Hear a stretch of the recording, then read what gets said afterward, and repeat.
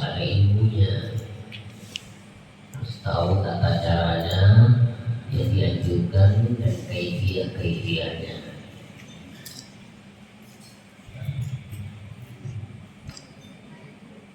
I'tikaf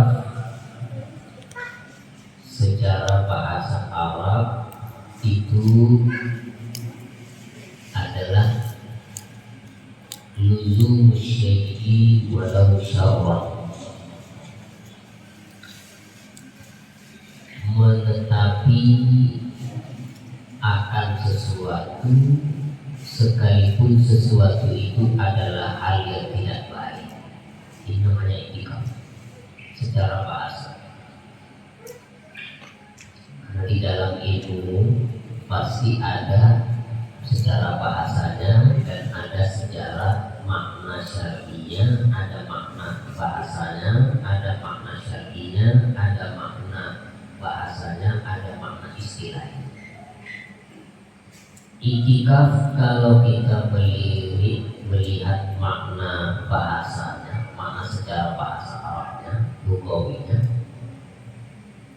menetapi sesuatu atau menetap pada sesuatu sekalipun sesuatu itu tak baik, namanya i'tikaf.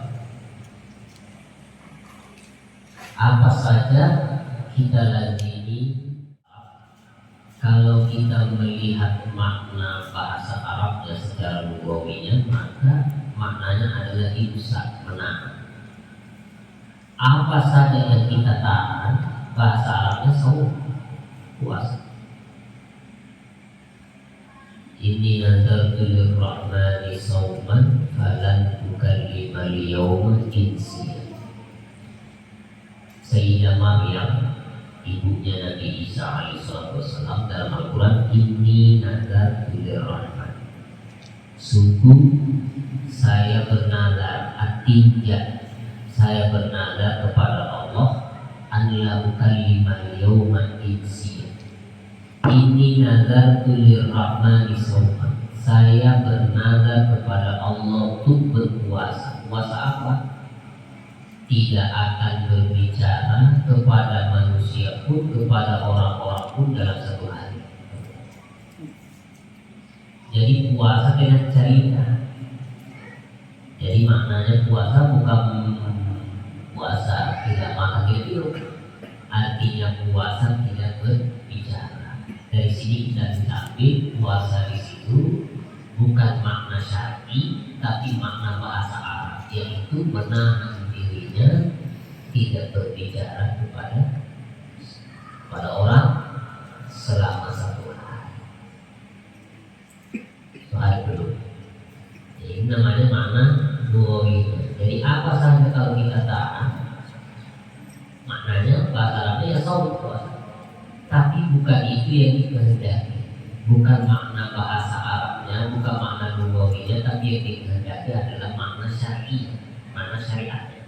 Makna syariatnya yaitu mulai dari masuk subuh sampai terbenam matahari, meninggalkan jami'il mufattirat, semua perkara yang membatalkan daripada puasa. Sama dengan i'tikaf. I'tikaf itu kalau kita melihat kepada makna syar'inya, makna syariatnya adalah muksun maksusun li syakhsin maksusin fi makanin maksusin bi niyatin maksusatin. Secara syar'i, i'tikaf itu adalah berdiam diri, ya, berdiam diri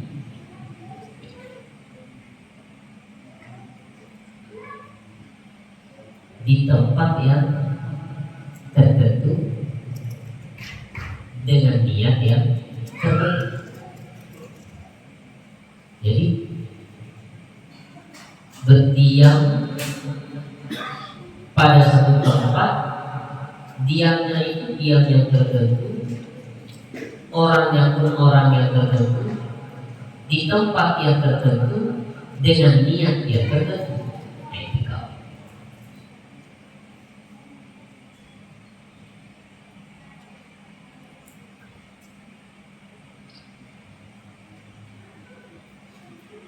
Contoh, berdiamnya seseorang pada tempat tertentu. Tak semua tempat bisa disebut itikaf, karena itikaf itu berdiamnya seseorang yang tertentu di tempat yang tertentu. Tempat yang tertentu itu hanya masjid, berlaku hanya masjid. Musola tidak, pesantren tidak, bala belum, tapi api belum berbalik. Jadi kata itikaf secara syar'i, jadi kendali mana syar'inya, mana syariatnya adalah tempatnya tertentu, yaitu masjid. Masjid itikaf. Undang musola tidak. Musola tidak. Musola sih kamar bala. Musola dalam bala sih kamar sampai di musola sampai di bala kasih kamar. Yang beda adalah masjid. Nah ini maksudnya. Memang kita lihat itikaf. Nah itu itikaf. Saya lihat itikaf. Dihitung niat itikaf dan pahalanya menawi itu. Mana tinggal-tinggalnya berkumpul juga memang. Fadluhu keutamaannya itikaf ada hadis Nabi sallallahu alaihi wasallam. Warada 'an Nabi sallallahu alaihi wasallam annahu qala man masya fi hajati akhihi kana khairan lahu bi i'tikafi 'ashri sinin. Orang yang melangkahkan kakinya untuk memenuhi kebutuhan saudaranya, saudara kandung boleh, saudara sesama umat Islam. Orang yang melangkahkan kakinya untuk memenuhi kebutuhan saudaranya, berjalan untuk memenuhi kebutuhan saudaranya, membantu dan menolong, bagi perbuatannya tersebut itu lebih baik baginya daripada beriktikaf 10 tahun. 10 tahun. Udah tahu dibantu, orang ditolong, ada iktikaf 10 tahun, masih kalah dengan orang yang melangkahkan kakinya untuk menolong orang. 10 tahun iktikaf. Ini hebatnya, karena saya bilang, karena itikaf itu ibadah yang kembali kepada si pelaku, manfaatnya kembali kepada orang itu sendiri. Beda dengan menolong orang, manfaatnya melebar. Nah, sehingga orang yang melangkahkan kaki untuk menolong orang, yang didapatkan oleh orang tersebut jauh lebih bagus, perbuatannya tersebut lebih bagus baginya daripada beriktikaf 10 tahun. Ini kalau memang tidak bisa digabungkan dua-duanya. Tapi kalau melangkahkan kaki keluar dari rumah, saya mau ke masjid batas kota, mau iktikaf dan niat menolong orang, kapan kita keluar dari rumah tetap ada niat menolong orang, sekalipun di dalam tidak ada orang itu. Panggil kakak santri. Contoh kunci, tapi tetap niat dalam hati keluar dari rumah, niat menolong orang, membantu orang yang silaturahmi. Maka niatnya itu sudah dicatat sebagai orang yang menolong. 10 tahun. Terus Masih di kaki. Abdullah bin Abbas, sahabat Nabi, itikaf di masjid Haram. Tiba-tiba datang orang minta tolong, ada hajat.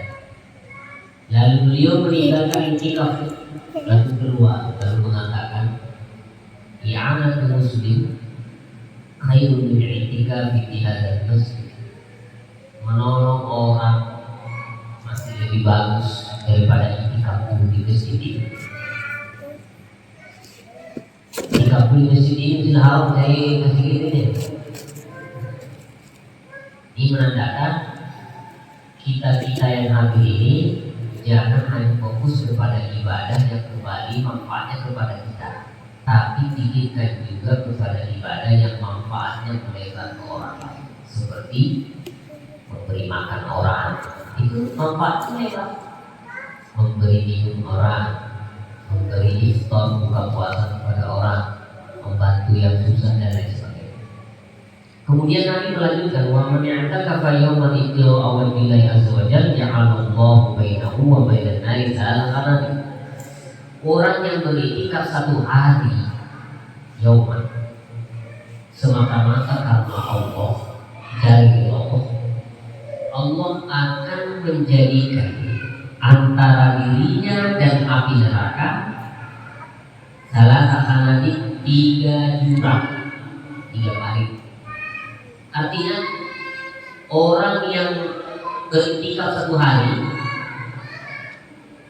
dia dengan neraka akan dipisahkan dengan salah satu nanti 3 jurang, 3 parit, 3 jurang.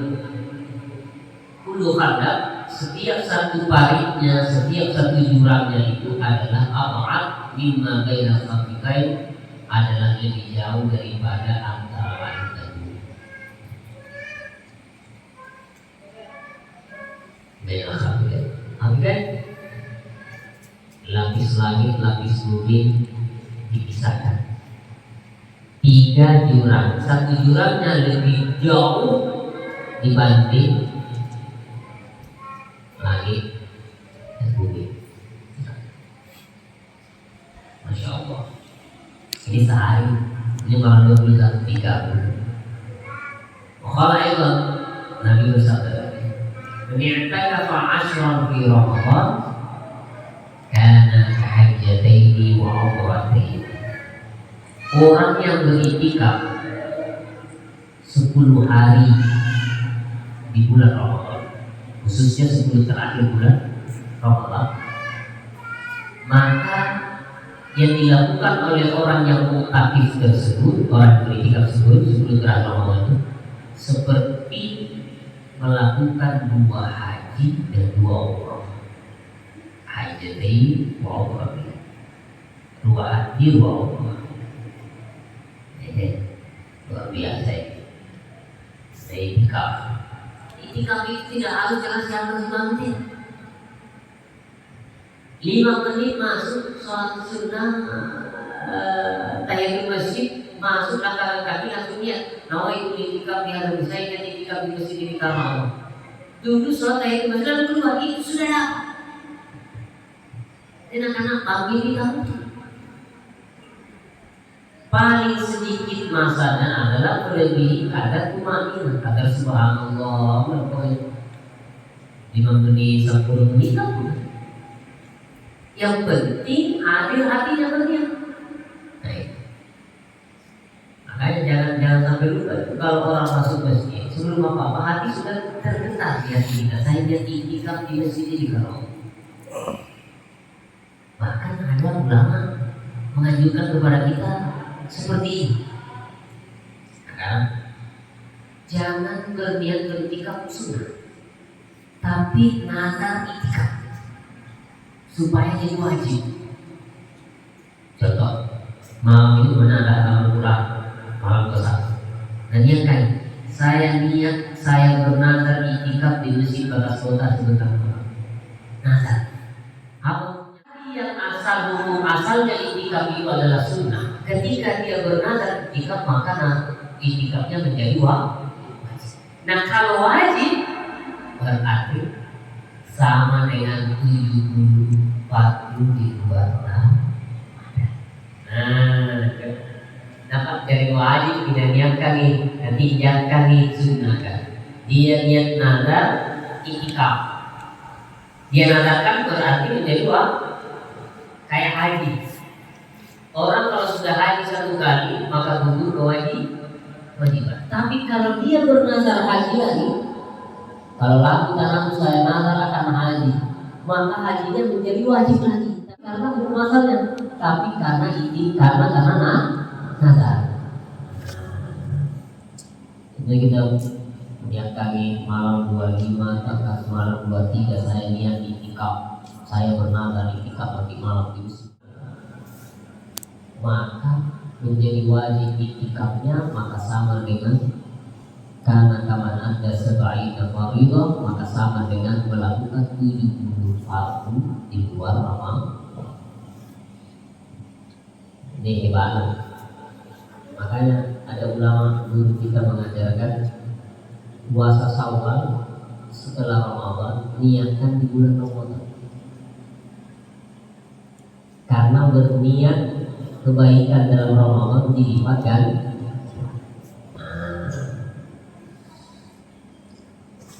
Hukum itikaf itu ada kalanya wajib. Hukum asalnya itikaf itu adalah sunnah, tapi bisa jadi wajib idzanallahu apabila dinazarkan. Apabila nazar bukan lagi nawaitu itikaf, nawaitu fardhul itikaf. Ada kata fardhu. Nawaitu fardhul itikaf billahi ta'ala. Kalau sunnah seperti biasa nawaitu itikaf billahi ta'ala. Nawaitu itikaf sunnah lillahi ta'ala. Mandu disunahkan ini hukum asalnya. Tetapi 10 terakhir bulan Ramadan lebih dianjurkan, lebih dibukukan. Nah, seperti Imam para ulama. Ada orang yang itikaf tapi makruh. Itu adalah itikafnya seorang perempuan, tapi dapat izin suaminya. Apabila perempuan itu termasuk perempuan yang memiliki keadaan-keadaan yang bisa menimbulkan atau apa kan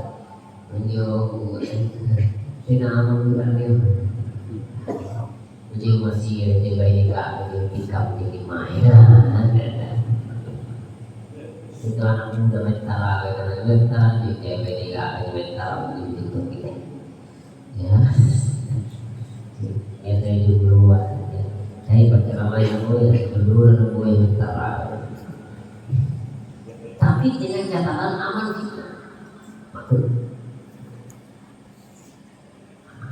Bisa jadi hal itikafnya adalah itikafnya seorang perempuan tidak izin suami. Haram. Atau dapat izin, tapi dikhawatirkan fitnah. Mulainya juga itikaf panggil dia semua panggil, jamaahnya tidak konsentrasi, menimbulkan fitnah. Allah. Tapi sah, kemudian tapi sah. Ada yang haram tapi tidak sah. Itu itikafnya orang junub. Kalau junub kalau baik dalam najis tiga kali haram. Beda dia kalau junub beda. Lewat itikaf lagi junub. Junub orang sadar lupa tiba-tiba ingat junub langsung keluar dan bersih. Itikafnya orang haid di masjid haram. Junub orang nifas dan seterusnya. Nah, syarat itikaf pertama adalah an-niyah, tentu dengan niat. Kata Nabi, innamal a'malu binniyat. Kedua, ayyakuna fi masjid khalisil masjidiyah. Harus itikafnya di masjid. Masjid tidak, selain masjid tidak sah. Tidak. Al-lubsu berdiam diri di masjid fauqa tumaninati sholat, melebihi kadar tumaninanya sholat. Berapa kadar tumaninanya sholat? Sekadar membaca subhanallah. Paling tidak kalau orang itikaf masanya paling tidak melebihi kadar membaca subhanallah. Jadi mana satu rakaat, mana dua rakaat dia itikaf menjadi baik. Kemudian keempat, suci dari hadas besar. kalau nggak ada hadis bukannya nggak sah. Kemudian berakal. Kalau orang gila nggak sah itikafnya. Orang waras baru sah. Kemudian Islam, orang kafir nggak sah. Jadi orang sahnya itikaf itu mesti Islam, orang kafir nggak sah. Makanya orang kafir itu tidak diperkenankan masuk masjid.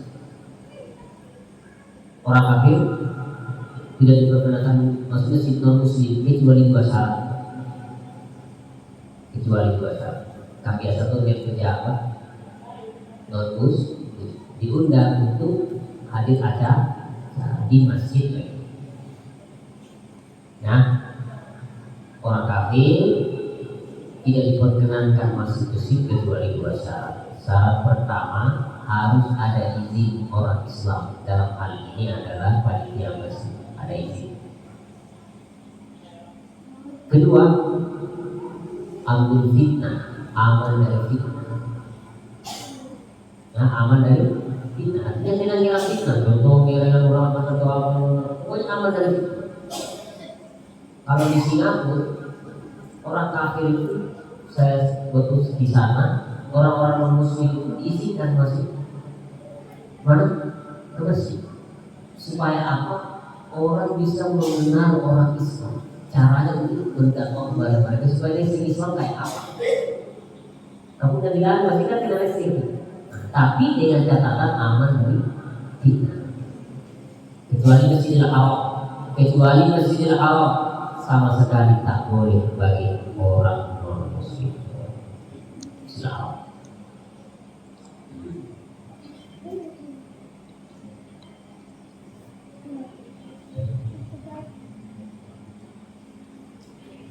Ada beberapa sunnah itikaf.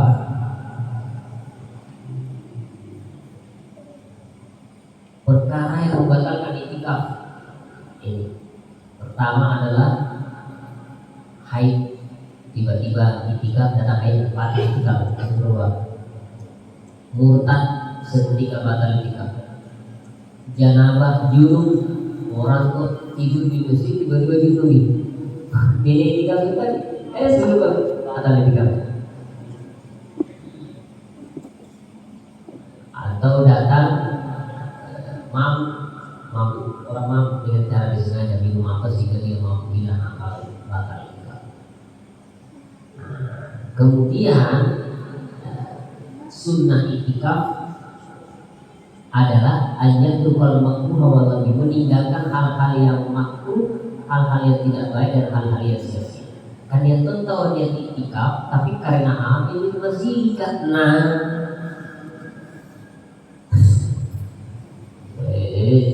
pokoknya niat karena hamil. Ayo tuh pindah sini Sunnahnya itikaf itu adalah yusiro minat doa, waktu memperbanyak doa, memperbanyak zikir, memperbanyak ibadah, zikir doa ibadah, zikir doa ibadah, itu sunnah. Ayat dulu berniat menadarkan saya menginjakkan itikaf di masjid supaya apa? Dapat pahala wajib.